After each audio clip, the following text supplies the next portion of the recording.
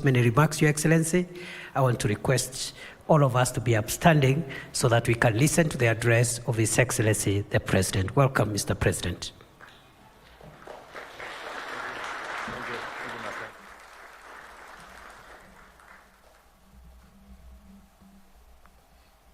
Thank you very much, Abraham. Please, let's take our seats.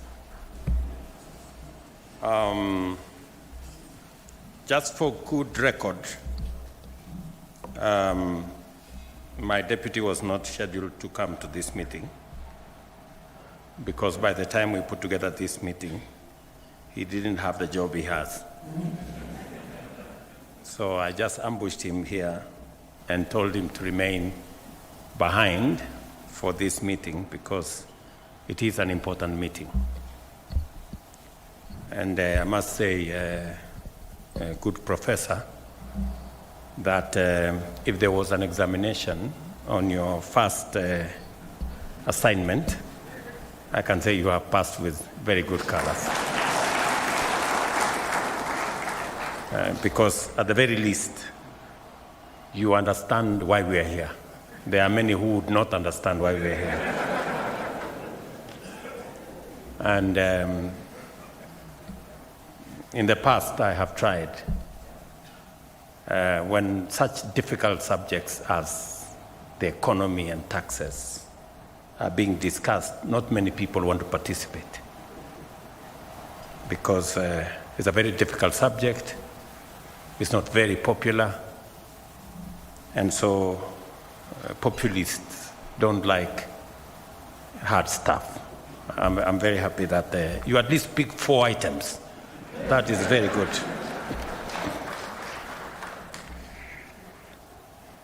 Distinguished taxpayers, ladies and gentlemen, we dedicate this day to honor you, the individuals and businesses whose contributions to our national revenue mobilization efforts have enabled us to finance the national budget. You have provided us with the necessary resources to ambitiously propel Kenya towards self-reliance and inclusive development.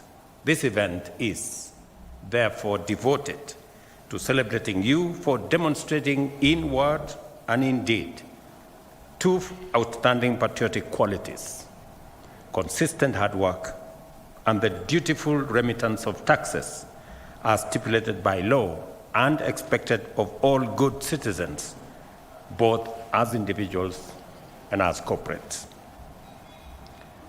Your patriotism is the foundation of our nation's economic resilience and progress because efficient revenue mobilization is essential to finance the delivery of public services, investing in infrastructure development, and providing resources required to safeguard peace, stability, and national unity.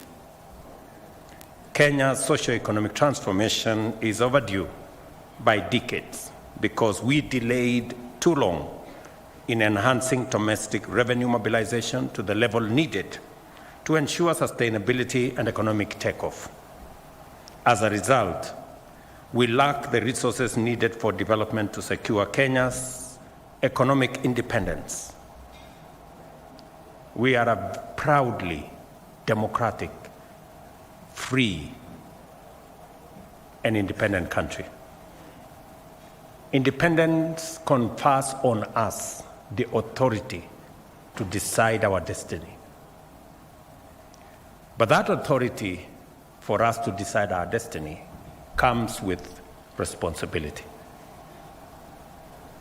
And that responsibility is the responsibility that each and every one of us must carry on our shoulders to make sure that we contribute in every way possible to making Kenya free, democratic, and independent. And of course, the responsibility that comes with it also brings accountability, that all of us must ultimately account for our actions.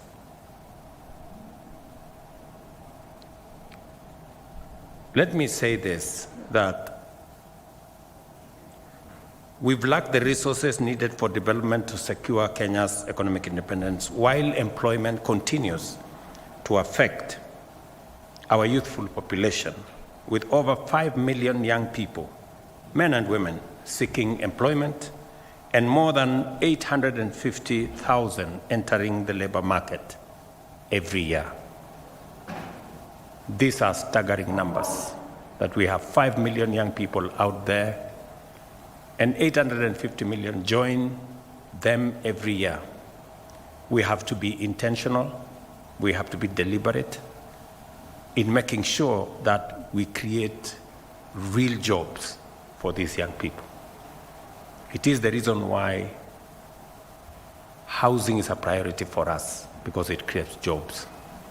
It is a reason why investing in technology, in the digital space, in the 100,000 kilometers of fiber optic is a priority, because it creates digital jobs. It is the reason why making sure that we have bilateral labor agreements across many countries is a priority, because it creates jobs. And it is the reason why our county aggregation, special economic zones, and the current conversation we are having about how do we enhance our manufacturing capabilities is a priority, because it creates jobs. Similarly, our nation has suffered from a severe housing deficit, which has pushed the cost of housing beyond the reach of many urban workers, forcing them to live in crowded, unsanitary, and often insecure dwellings. Our farmers have worked tirelessly, but have yet to benefit from improved agricultural techniques, post-harvest loss mitigation, economies of scale, value addition, and export manufacturing. And it is the reason why we are expanding and deploying more resources in that space. Additionally, our country's vast potential to be competitive in the digital economy, creative industry, and innovation has remained largely untapped due to underinvestment in both technical and vocational education and training, as well as in the necessary digital and ICT infrastructure. Again, it is the reason why we sat around a table in this very space here with our ICT ministry, with the Communication Authority of Kenya, with Kenya Power, to make sure that we use our Kenya Power network across Kenya to piggyback and drive our fiber optic footprint around Kenya. Further, endeavors to ensure the health of our people by providing high-quality health care have been undermined by limited access and high costs, because medical facilities have been few and under-equipped, while treatment has typically overwhelmed majority households' budgets and exacerbated hardship. And it is again the reason why we are rolling out our universal health coverage, a very bold initiative. And I promise you, it's going to succeed, because I can already see the signs of success in our universal health coverage plan. At the same time, our economic growth has faced major challenges from within and without, including rising energy prices and interest rates, severe impacts of climate change, and geopolitical upheavals, factors that have driven up commodity prices and significantly increased our debt burden. We have been navigating uncharted waters for a while now, with more than half of our revenues going to service debt, and thus denying us resources for development and for critical services. The bold policies outlined in our bottom-up economic transformation agenda aim to drive shared prosperity by reducing the cost of living, enhancing labor productivity, and creating millions of jobs annually.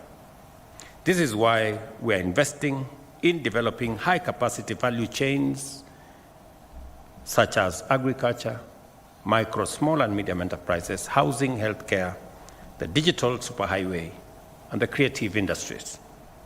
To execute these transformative strategies, we agreed with the people of Kenya to take very difficult but necessary decisions to restore economic stability and guarantee fiscal sustainability in the short and medium term as the first step towards setting our nation on a path to economic prosperity. We also resolved to radically reduce non-priority expenditure and eliminate wastage to ensure that every shilling of national revenue goes as far as possible to deliver for our citizens. I have had my CS for National Treasury speak here. I'm not responsible for his eloquence or his firmness. I think he has just seen the reality of where we are and that we must move together. You and your team, John, have my full support as you lead the way in making sure that we explain ourselves to the people of Kenya on matters that require domestic mobilization. And I agree with you entirely in what you have said. We need to begin to think about your accrual accounting is spot on. Your zero budgeting is spot on. We need to begin to explain why any department, any ministry requires every shilling. If you required it last year, you still must come back and explain to us why you require it this year, so that we can make sure that we're doing the right thing. And the third thing that you have said that is spot on is the issue of tax expenditure. We must have a honest conversation as Kenyans. If we are spending 400 billion shillings every year on tax refunds, and in some cases, that have been brought to our attention, as it was done with our universal health program, you know very well that in some instances, like in some hospital here in Kino, they were doing more surgeries than Kenyatta National Hospital, some Saint something hospital on the third floor of some building in Kino. It is not possible. It is the same thing. We now have people who claim tax refunds because they run bakeries. Because bread is a very important thing to Kenya. Bread is very sensitive. And we are paying a lot of money to many bakeries. But you know what they are doing? They have more accountants in those bakeries than people who bake any bread.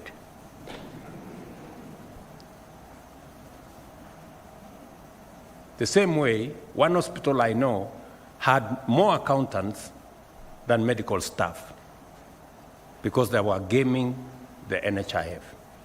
This, ladies and gentlemen, we must have a candid conversation and stop it. John, you have my support as you go after those people who game the system. We must stop them. And finally, we must also make sure that government does not pay more money for services or goods than we should.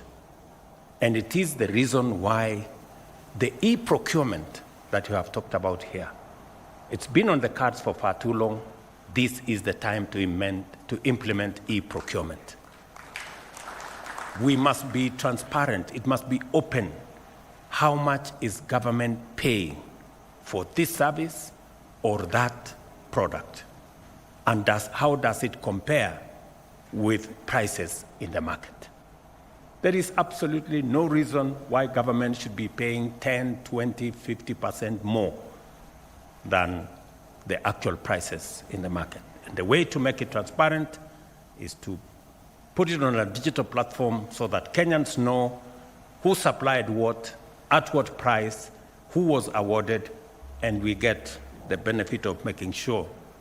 And this morning, I made a telephone call, and your PS knows we already have a team that is working with our colleagues from Indonesia who have done a wonderful job on making sure that e-procurement works.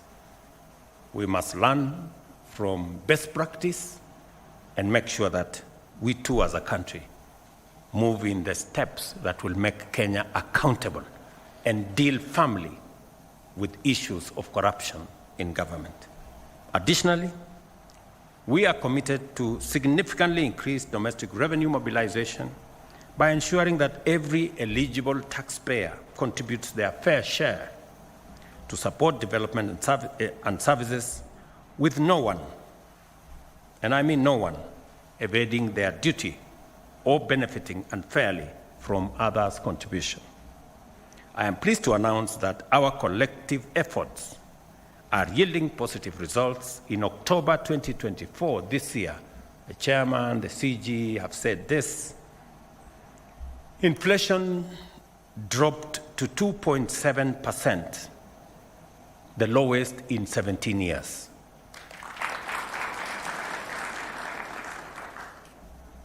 This stability resulted from favorable weather, consistent fuel prices, and deliberate fiscal measures to support our food production efforts.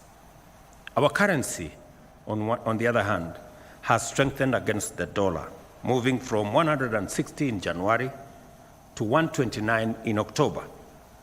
And our GDP grew by 5.6 in 2023, up from 4.9 in 2022, indicating a solid economic recovery trajectory.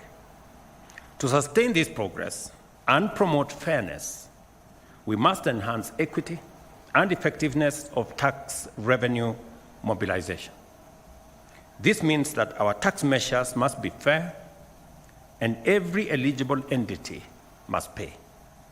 It also means that the partnership between government and taxpayers must be based on a dynamic reciprocity, with the government using effective policies and efficient public investment to enable taxpayers to thrive, create jobs, and create wealth and make money. As can be noted in this year's theme, trade is vital, that requires robust facilitation to grow our economy.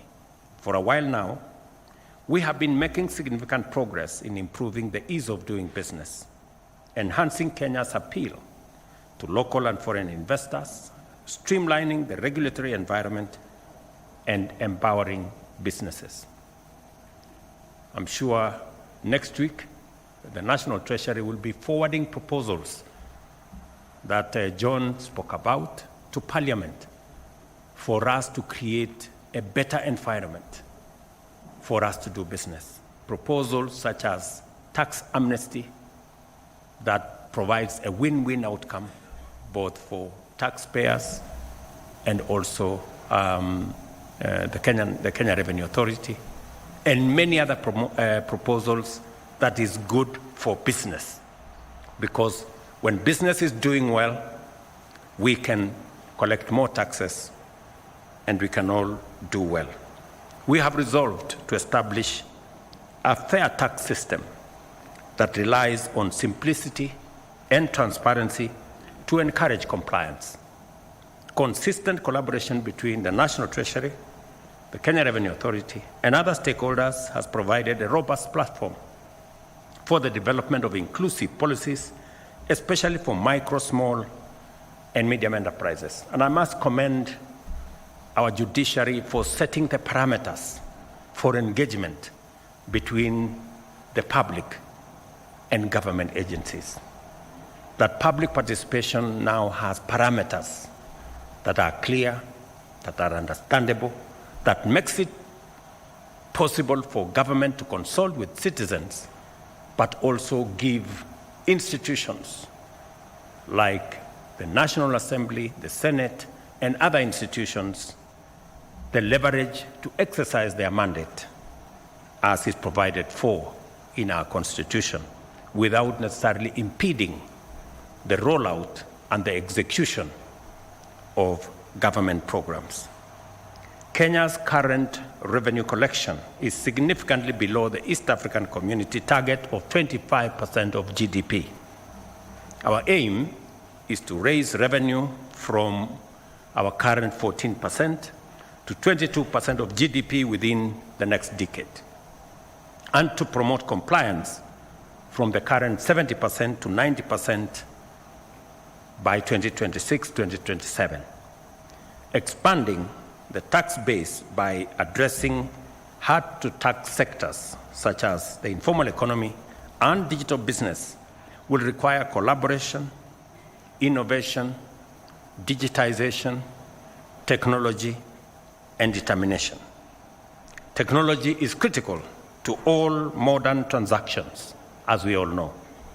Automated systems, including electronic data interchange and streamlined customs processes, can significantly reduce costs, improve efficiency, and enhance transparency. There is, we all know, some measure of resistance on matters of technology and digitization. I must congratulate the KRA staff that they have finally come round and agreed that let's go technology. Congratulations. I am not saying you had refused. I'm saying it was slow. But I'm finally informed, and now there is clarity, and there is harmony, and there is concurrence. And we have all agreed that that is the way we are going. And we are mobilizing both local and foreign technology providers.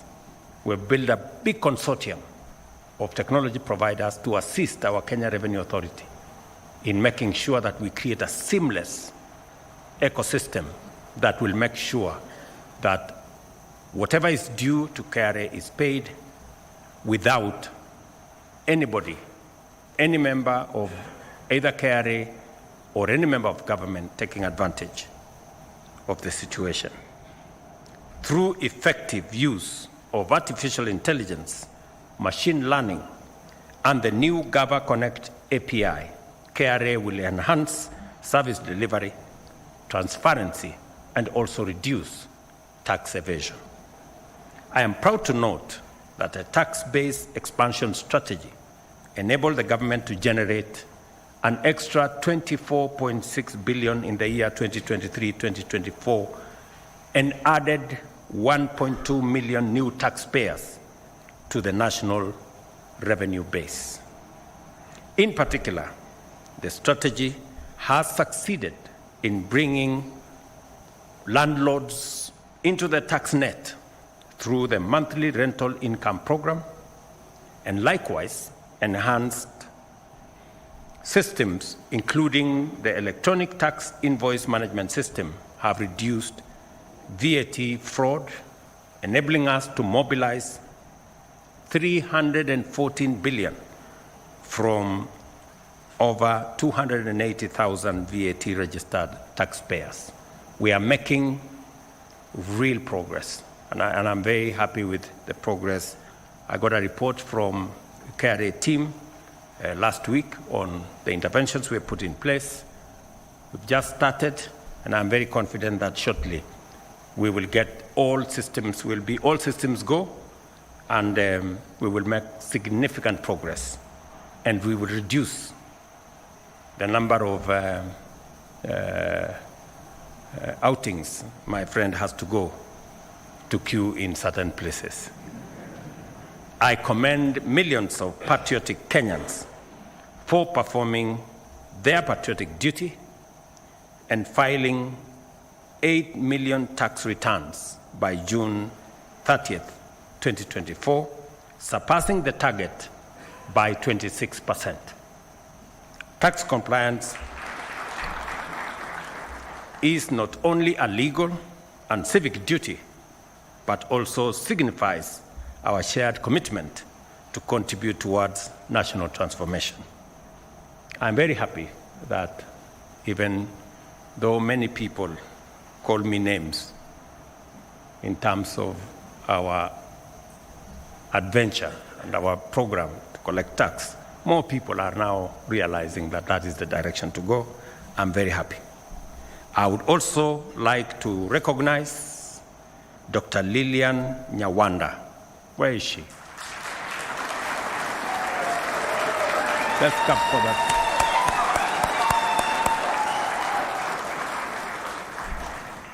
Congratulations, Lillian, Commissioner for Domestic Taxes.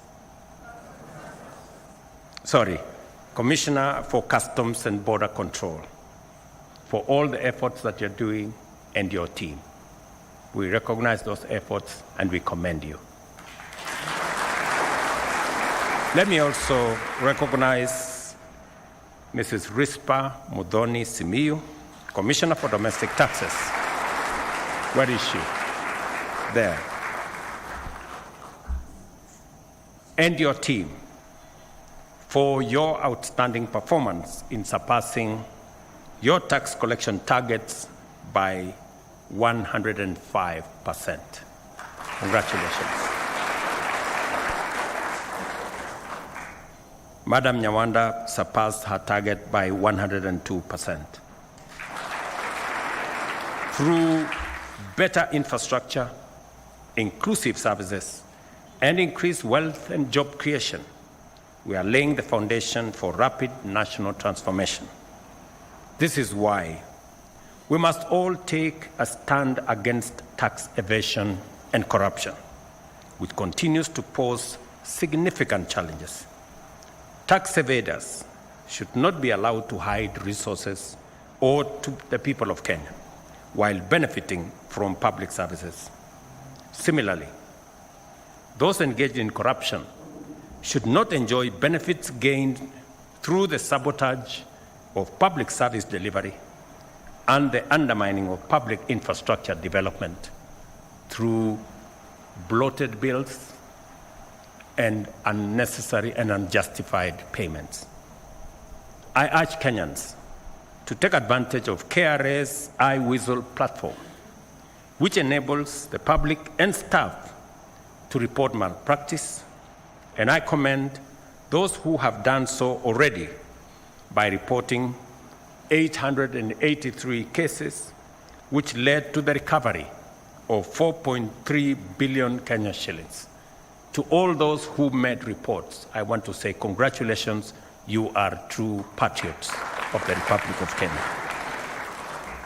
Additionally, 255 KRA staff members have been investigated. And I want to promise you that firm and decisive action will be taken against those who will be found to be culpable. It is critical for us to uphold integrity, to secure public confidence, motivate tax compliance, and promote efficiency and accountability. This is the way to ensure that every shilling of taxpayers' money is fully applied to its intended purpose. I reiterate my undertaking to remain a responsible steward of public resources and to ensure that no funds entrusted to the government will be lost under my watch. We have made significant progress in enhancing transparency and efficiency through digital solutions to combat theft, wastage, and corruption, and we remain committed to furthering this effort to assure Kenyans of maximum efficiency in resource utilization. Today, we launch KRA's 9th corporate plan, a 5-year roadmap focused on improving efficiency, service delivery, and compliance through technology and process optimization. I commend KRA and the National Treasury for their work in developing this plan and urge them that nothing except the full implementation of this strategic plan shall be acceptable by me. Accordingly, I call upon government agencies to cooperate fully with KRA in strengthening revenue mobilization. Once again, I salute the distinguished taxpayers of Kenya and extend the appreciation of a grateful nation for your patriotic contribution to national self-reliance and transformation. I congratulate each of the outstanding taxpayers recognized today and say that your exemplary tax compliance is a model of committed nation building.